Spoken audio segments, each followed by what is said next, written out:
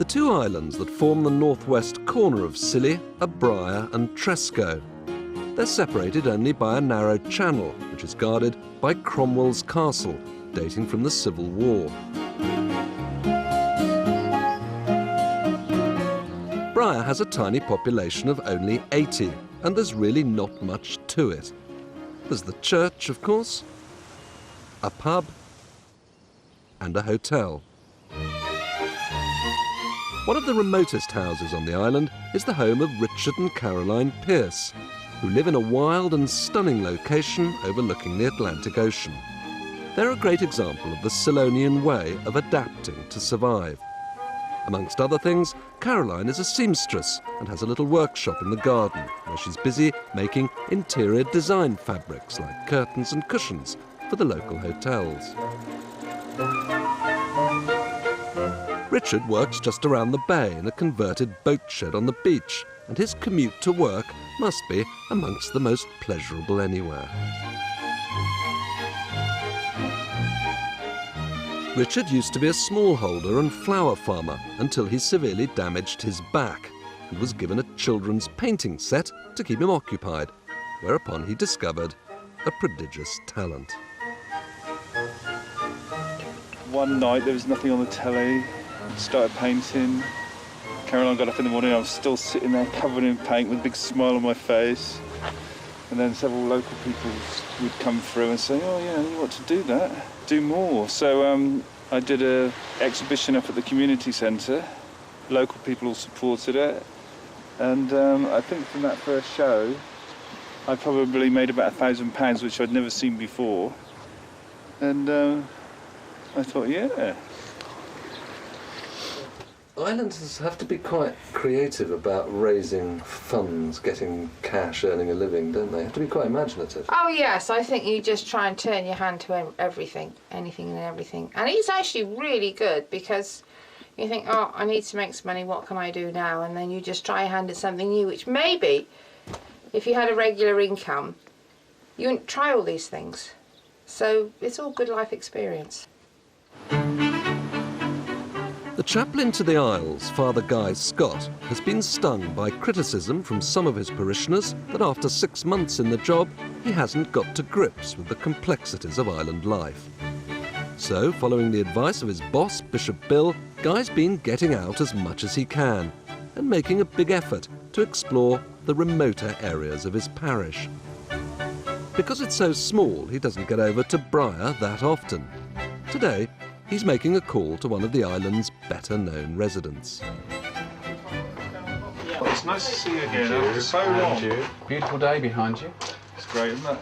Fantastic. Haven't had many of those this summer, have we? This is the best time of the day as well because of the way the sun sparkles in the water there. Do you use that a lot? Yeah, I do. Probably too much. Right. Possibly. You know, because I can't stray very far away from here, especially this time of year, because people come in and complain. I say, every time I come by, you're not here. So, you know, I try to work along here, but that's okay because it's a popular scene for me anyway, because a lot of people stay at the hotel, they like that because it's a you know, memory of their visit. What do you think of Richard's story? Wonderful, isn't it? That someone reduced to being on the rocks, as it were, can find another way up to lift themselves out of that situation. That he can't continue farming and finds painting and does this now. The best Cylonians seem to be able to adapt to new circumstances, don't they? Well, yeah, I think that's the way to survive out on these islands. You either adapt or you go down, really, I think. Yeah, so many people are doing different things. You have to be adaptable. Richard manages to earn a living from his painting, but it's an unreliable business. The bad summer has meant fewer visitors to Briar, and his takings are down. Richard and Caroline need constantly to think of new ways of raising money if they're to survive in this idyllic place.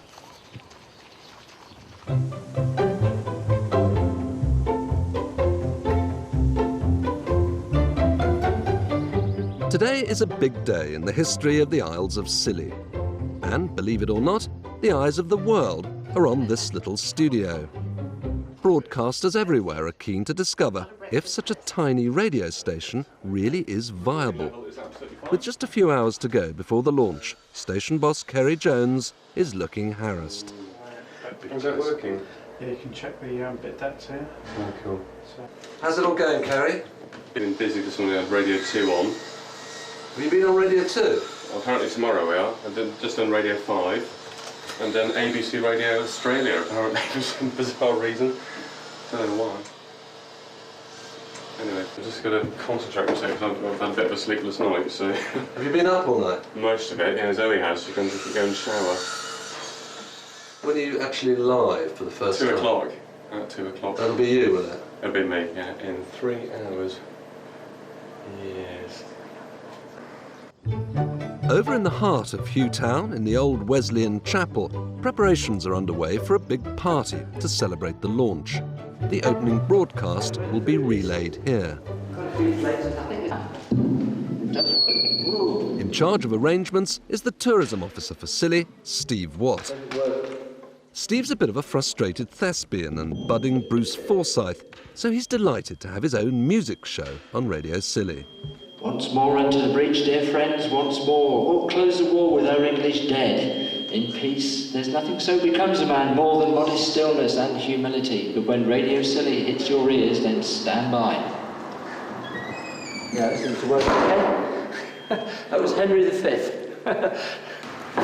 With a team of VIPs on their way over from the mainland, Steve's pushed out the boat on the hospitality front to make sure the day goes off with a bang.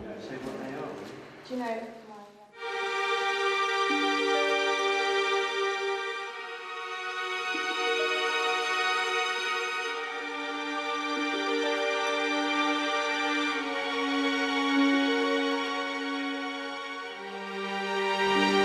Just over a year ago, a strange ship slipped gently into the shallow waters between the islands, carrying a very unusual cargo.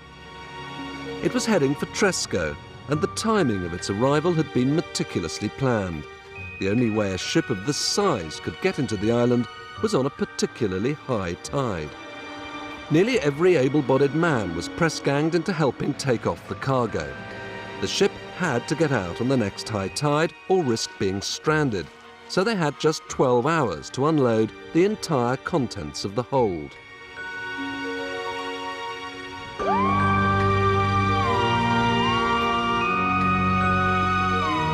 Next morning, amazingly, the job was done. And as soon as there was enough water, the ship was gone, as mysteriously as it had come. The ship had brought in almost everything required for the first major building project on Tresco for generations, and the last.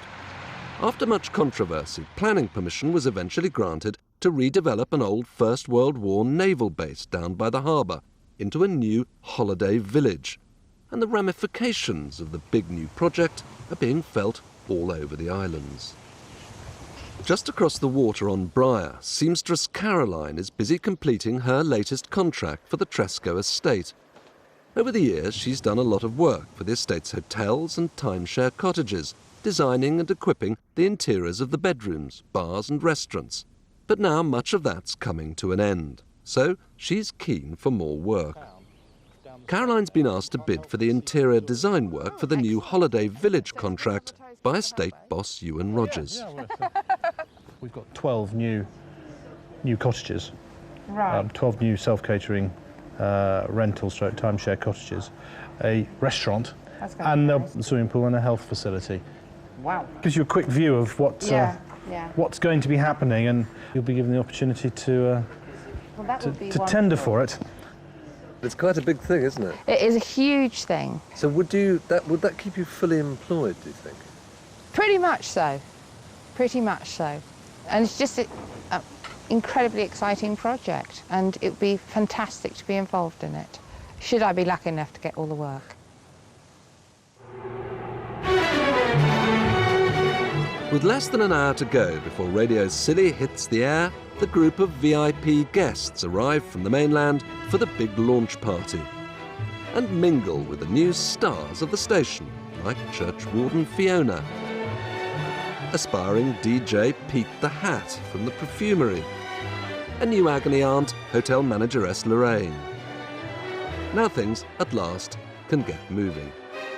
Before we start at 2, there's a very important job that has to be done. Sue Williams has kindly come all the way from London, quite a major trip, from Ofcom. And Sue, I don't know if you'd like to say a few words or give me a very important bit of paper, which means I can broadcast it.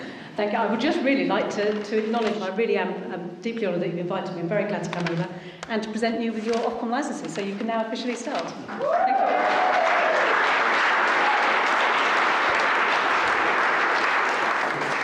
Kerry must head straight back to the studio to prepare the islands for the dawn of a new technological era.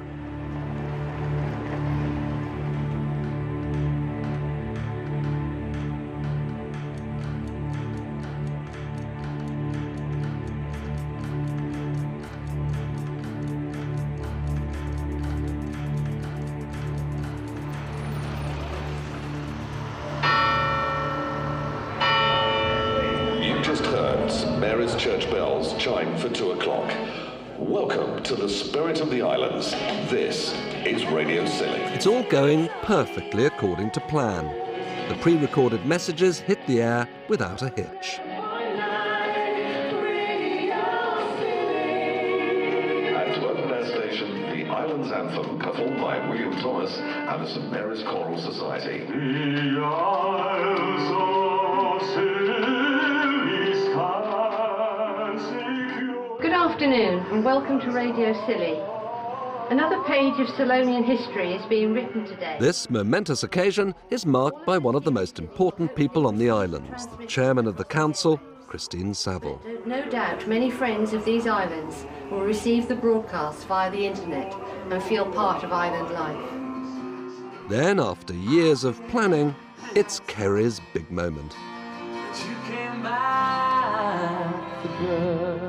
The first song played on Radio Scilly, Take That, and Back for Good. Hello, this is Kerry, and we're on air from our brand new pristine studios above Island Properties. If I bang on the floor right now, Richard will come running up the stairs shouting, so I better not do that because I might be evicted, which wouldn't be good halfway through a show.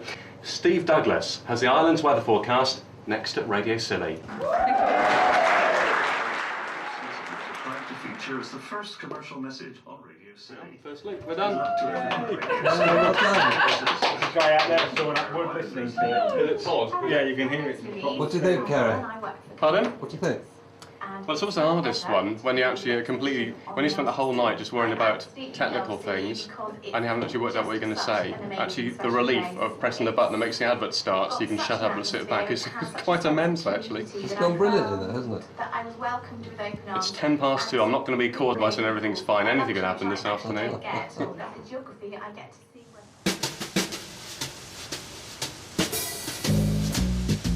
Over on the mainland, and this is the old fishing port of Penzance, which has strong links to Scilly. Louise Southwell is a solicitor here, but soon her regular working routine will be changing. There's no solicitor based on Scilly, so Louise has agreed to become Radio Scilly's first legal eagle and come over regularly to offer free legal advice to the islanders over the airwaves. Thank you. Yes, thanks. It's really nerve-wracking because I have no media training whatsoever. I don't even do in-court work because I'm not really good at on my feet or talking, and I'm a bit dizzy and a bit ditzy, so I don't know how I'm going to come across at all. So what's the worst that could happen? The worst that could happen is that I look like a total ditzy blonde thing, Bint, that doesn't really know what she's doing. Nobody would go to in a million years for legal advice. And what's the best thing that could happen? Best thing that's happened, they'll think I'm like the Ally McBeal of the Isles of Scilly and everybody will want me and my advice.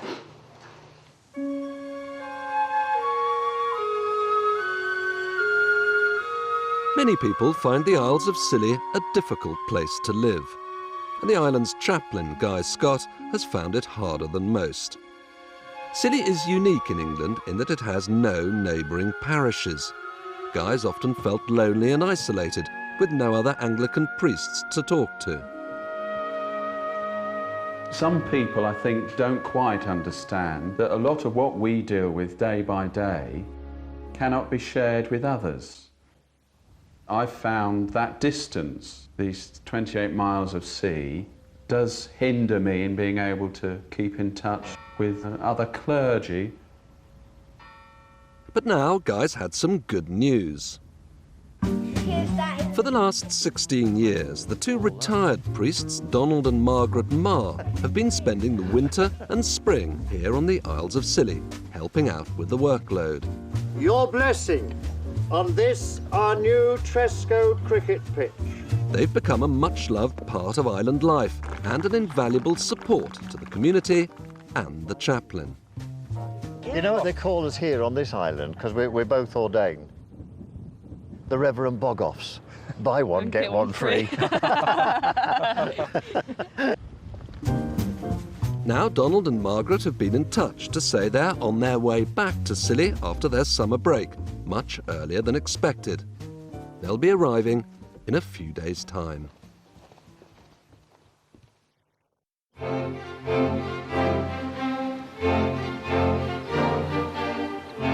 There's no traffic on Scilly, so down in the little studio by Porthmelon Beach, the first morning broadcasts on Radio Scilly are all about the boats, planes and helicopters. Now, if you're intending leaving the islands today, no problems reported with the transport services to or from Scilly. Good news. If it changes, you'll hear about it here first, of course, on Radio Scilly. On the quay, the boatmen are organising the day trips, and Fraser's getting the information he needs for his first live broadcast. Radio Scilly. Morning, welcome to your better bit of breakfast, live from Porthmelon. This is Kerry with Radio Scilly Breakfast. If you're going to be travelling around the islands today, we'll have boat times. Fraser coming to the studio to bring you the latest in a few minutes' time here on Radio Scilly. Also, soon, songs and stories from a mystery year. All right, just get that a bit closer to you two. There we go. Hopefully Sally won't say much. No, I hope she does. We have a star here. She'll keep quiet. Here we goes. This is 107.9 Radio Scilly, the spirit of the islands. Thank you to all your emails if you're listening live online at radioscilly.com. Of course, we have detailed boat times at this time every morning here on Radio Scilly. Today we've got Fraser and assistant Sally. Hello, you two. You all right? Oh yeah. Lovely day for boating. Isn't it just? I'm more interested in whether we can get Sally, your dog, to actually perform on the radio. This must be an extremely unusual example of a radio station being heard by almost its entire potential audience. Because Esther Ransom made a career, didn't she, out of having dogs performing? Yeah, we might get our sausages out of her. Exactly. Right, where are you going to today then, Fraser? Where are you travelling to? We're going to all the islands direct. Tresco, Briar, St Martin's, St Agnes. Okay, if you're just going to stay at home today, perhaps go for a walk, perhaps take some pictures of wildlife, whatever. Rarely can there have been quite such a laid-back broadcast in the history of the industry. Thank you very much. Look at that, like a well-oiled machine. Well-oiled something or other, yeah. Yeah, good. Thanks, Kerry. That's Pleasure. great. That's just a job.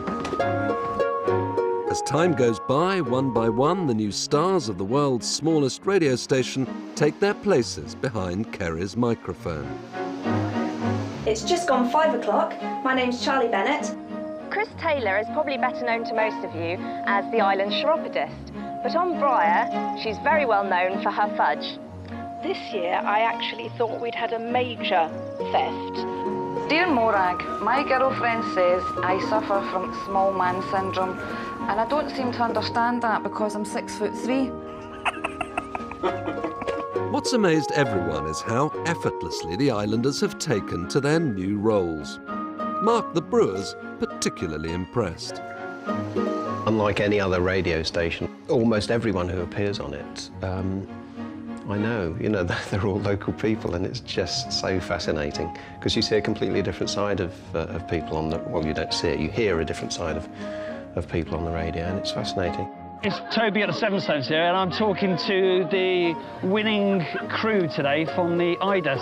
I believe that you've won the World Championship a few times yourself. Yes. Before, yeah. How many times? 4.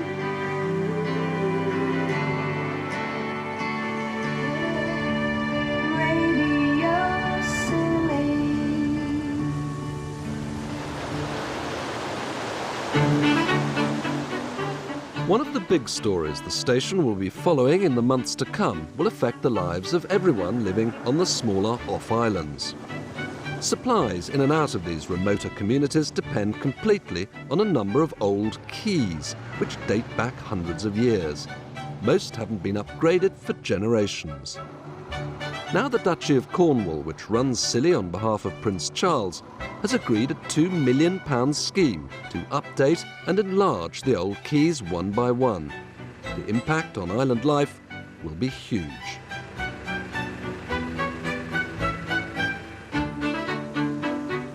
The first to be completed is Church Quay on Briar, which is about to be officially opened. All the island ladies have decided to organise a big celebration for something which will, in time, transform their way of life. The new quay will allow an increase in the number and size of the boats using it, and much of the island's infrastructure could be developed. For the artist Richard Pearce, the new quay could have important consequences.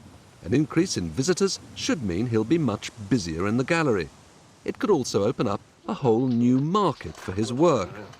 He wants to try selling much bigger canvases that could sell for a lot of money, but getting them on and off the boats on the old small quay was just too hazardous. And there are restrictions on flying them in and out too. Say for example with me, my paintings, I'm pretty much governed by the size of the hold on the helicopter. So the biggest painting I've got in here, which would be that one, will fit in the hold of the helicopter. So how will the new quay make a difference? It does give us openings to do different things. Do big canvases? Maybe even massive canvases. Maybe even get into some sculpture. This is what I'm working on, and it's probably the biggest canvas that that I've worked on for a while. I still won't be able to get it on the helicopter, but I can get it on the steamer. Right. And that bigger quay will facilitate that. So this is this on Briar? Did you paint this? Yes. Looking out across from Briar? Yep. Whereabouts? Well, on the next bay round. The name of this bay is Stinking Bay, but I probably won't call it that because it'll put people off buying it, maybe.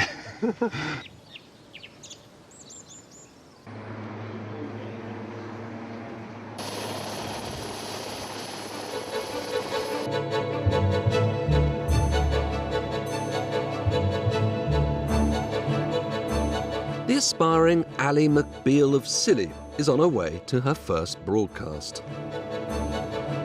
It's 10:26 with Phil Collins playing on Radio Scilly. Right, in a few minutes' time you'll be able to hear our expert solicitor, Louise Southwell's going to be in sorting out your legal problems. Obviously, we're more than happy to protect your anonymity. If you have a legal query or quandary or question for Louise, write it down on a bit of paper, drop it under our door, late at night, under the cover of darkness. Any time after 10 you'll be fine. Because there's no resident solicitor, Louise will be talking about issues which, even if they're unaware of it, affect everyone on Scilly.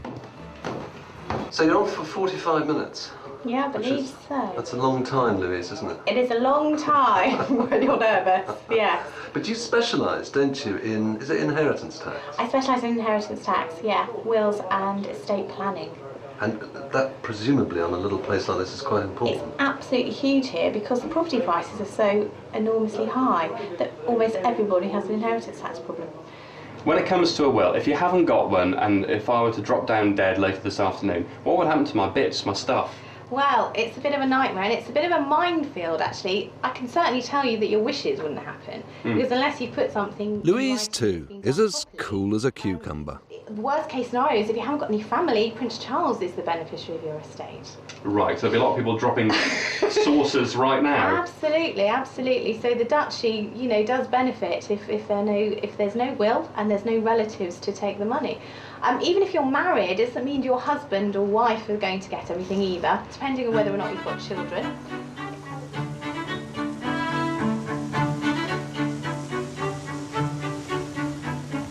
Over on Briar, it's the big opening of the new quay. Every islander has been invited to celebrate this landmark in the island's history. A cake has been baked in honour of the occasion. Then a boatload of other islanders arrived to share Briar's special day. Father Guy has been asked to do the honours. Bless this quay and grant to those who use it a safe harbour in the storms of life. This we ask through Jesus Christ our Lord. Amen.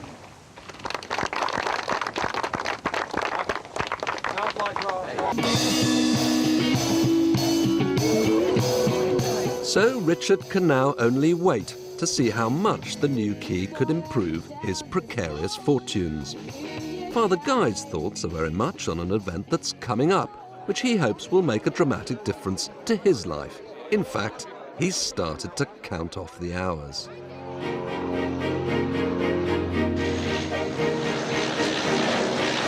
A few days later, and a very familiar pair of faces are about to arrive back on Scilly.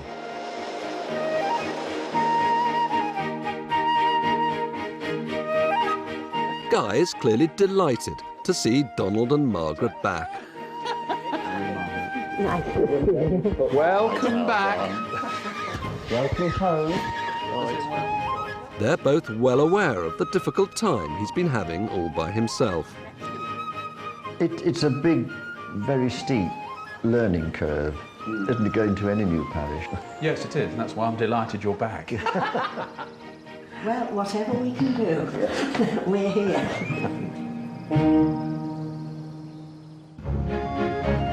In the next programme, Caroline waits for news of the big contract which could underpin the family finances for the next 2 years. I couldn't live anywhere else. I'd be devastated if we had to move. Scilly enjoys an unexpected Indian summer, and the boatmen have a late-season bonanza. Yeah, high pressure, and it looks good for the weekend. So you're a slightly happier man now? Yeah, well, I'm always happy, really. And the Reverend Donald wastes no time in getting back down to work, with the blessing of a brand new gig boat. Hand on the sun. So are you pleased to be back, Donald? Yeah, really pleased to be back. And on a day like this, where else could you want to be?